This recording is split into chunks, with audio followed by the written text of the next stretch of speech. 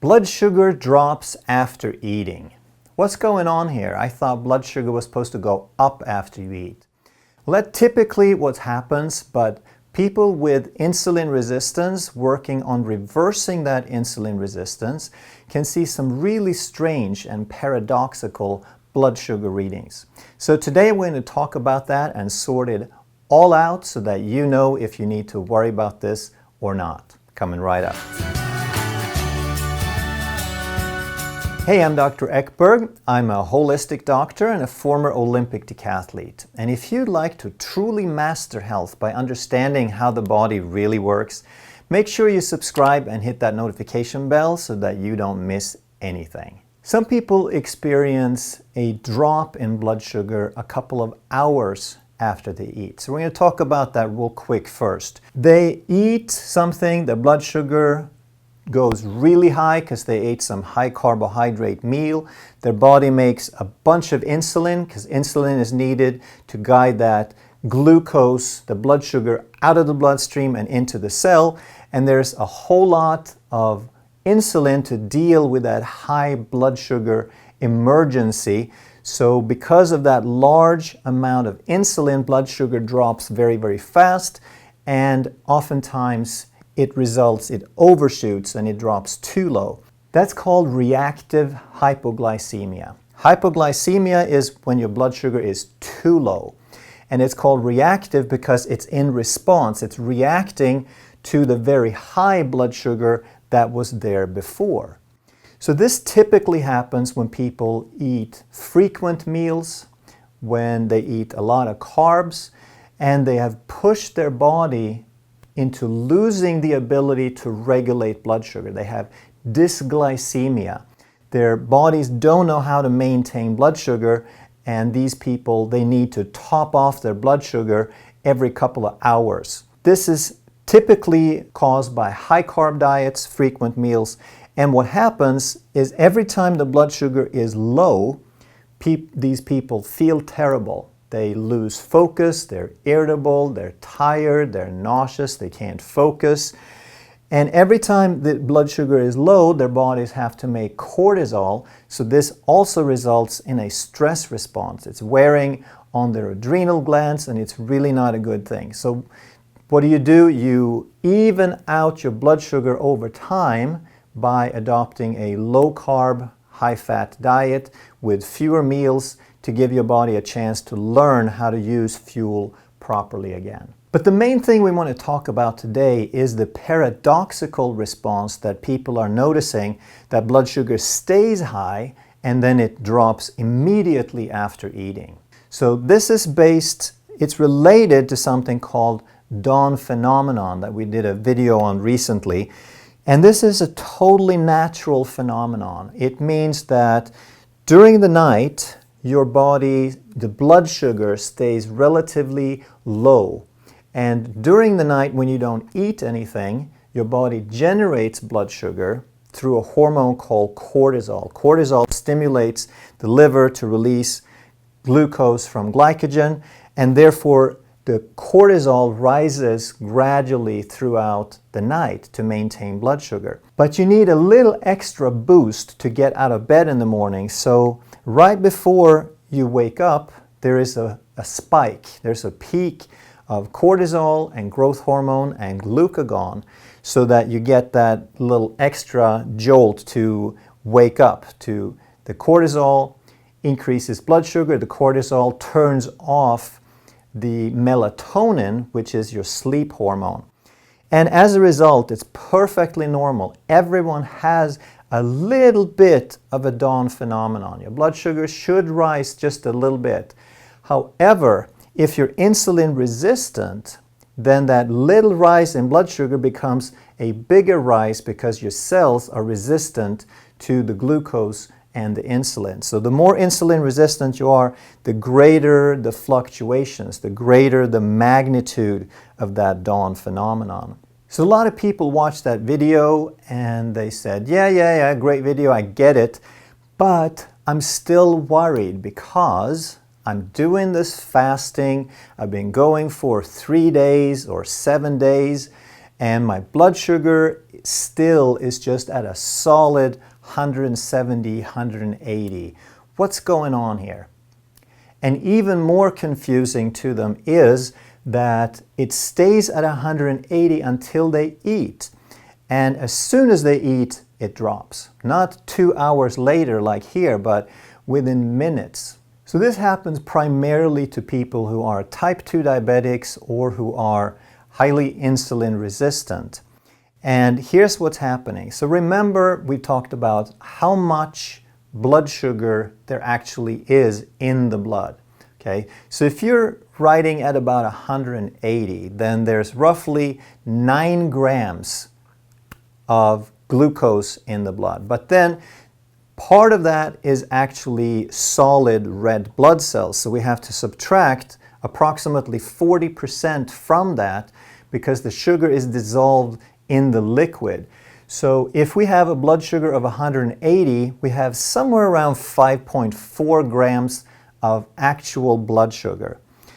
So the body senses how much blood sugar is in the system as a whole. It's maintaining a certain level, and the cells are resistant, but there's no need. There's only a teaspoon of sugar floating around, so the body doesn't have to do anything about it. It's not a threat. It's not an emergency.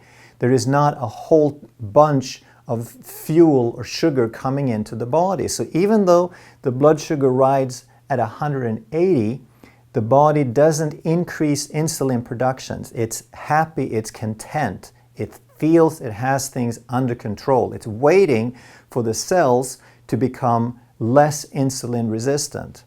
And then what happens, as soon as you eat something, then the blood sugar drops. Maybe it drops into a normal level, maybe it drops to 140 or so, but the point is it drops from where it was sitting, and it happens within minutes or maybe 20, 30 minutes from eating. So anytime that you eat, you produce insulin. Insulin is a nutrient sensor. It's a storage hormone. It doesn't matter what you eat, you will produce insulin. Now, carbs produce a lot of insulin. They stimulate a lot of insulin. Protein stimulates a low to moderate amount, and fat stimulates a very, very small amount of insulin, but it still produces insulin. So if you eat a low-carb diet with primarily fat and protein, then you're going to stimulate some insulin, but you're not adding any new carbs to the system. So you're on the right track, but that little bit of insulin that you produce is enough to bring the blood sugar down because you didn't add any new carbs. You haven't loaded up your system with a lot of new carbs. We want to think about this and understand what's going on, that when you eat something, that food, whether it has 5 grams of carbs or 100 grams of carbs, it has to go through the blood into the cell.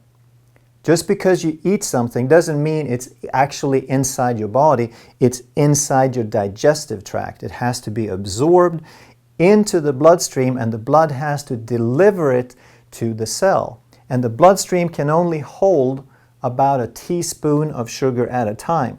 So if you eat 5 grams of sugar, 5 grams of carbs, it's no big deal. It makes a little bit of insulin, and that gets into the blood, it gets into the cell. But if you eat 100 grams, now that food, that carbs have to get into the blood, and then it has to pass through the blood very, very quickly because there's more carbs coming. But if you're on a low-carb diet, there's no emergency.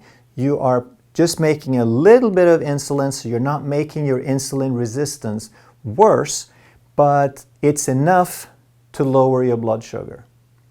So in other words, there's nothing to worry about here. You're going in the right direction. Just to illustrate with this with an example, I had a patient come in and he was very, very pressured to take medication. They wanted him on both metformin and insulin, and he says, I've had it with drugs. I don't want to take that stuff. I want to do something about this. And he was very, very highly motivated because his blood sugar was over 300 when he started. So he went straight into a mostly water fast. He had some bone broth and water and coffee and tea and so forth, but basically no nutrients except a little bit in the broth. And in about a week's time, his blood sugar went from 300 to 170. And then it just sort of sat there. And he was still being pressured. He told the doctors and said, hey, it's gone from 300 to 170. And he said, I'm on the right track, aren't I? And they said, no, it's still too high. And what I wanted him to understand was that if it goes from 300 to 170, you're on the right track. But that 170 represents a very, very small amount of blood sugar. There is hardly any carbohydrate in the system. And with such a low level of carbohydrate, the cells are burning through existing fuel stores and you're reversing the insulin resistance. You are slowly turning the cells around. You're getting them ready for new fuel, but it's going to take a good while. So then as soon as he had some bone broth, it dropped to 140. And this proves the point that this was not an emergency. A tiny, tiny bit of insulin brought it down because there was essentially no new food. There was a tiny, tiny bit of food added, but no significant amount of food added to the system, so his body continues to become more insulin sensitive despite the seemingly high blood sugar. So even though his blood sugar was 170, which seems like still a high blood sugar, which it is, that 170 is a whole lot better. It represents, relative to the 300, it represents a whole lot more progress than the number itself indicates.